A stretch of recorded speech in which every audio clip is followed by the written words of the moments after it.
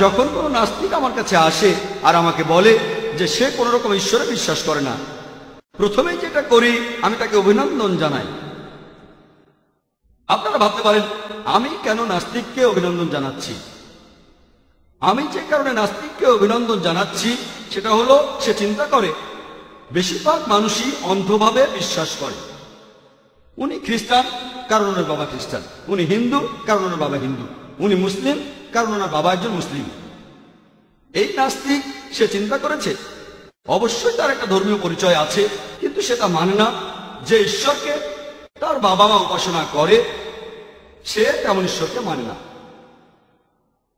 ঈশ্বরের অস্তিত্বকে সে অস্বীকার করে। আমি যে কারণে তাকে অভিনন্দন জানাচ্ছি সেটা হলো সে অলরেডি ইসলামিক শাহাদার প্রথম অংশটা বলে ফেলেছে। ইসলামিক ধর্মবিশ্বাসের প্রথম কথার প্রথম অংশটা সে বলে ফেলেছে, লা ইলাহা, কোনো উপাস্য নেই। আমাকে যেটা করতে হবে প্রমাণ করতে হবে ইল্লাল্লাহ, আল্লাহ ব্যতীত। সেটা আমি করবো ইনশাআল্লাহ। এখানে আমার কাজের অর্ধেকটা হয়ে গেছে। অমুসলিমদের ক্ষেত্রে প্রথমে তাদেরকে এটা বোঝানো লাগবে যে তারা যে ঈশ্বর উপাসনা করে সে সত্যিকার ঈশ্বর নয়। এখানে আমার কাজের অর্ধেকটাও হয়ে গেছে। সে নাস্তিক মেনে নিয়েছে, কোনো উপাস্য নেই। তাহলে এখন আমাকে যেটা করতে হবে আমাকে আল্লাহ তাআলার অস্তিত্ব প্রমাণ করতে হবে, তাহলে হয়ে যাবে। সেটা আমি করবো ইনশাআল্লাহ।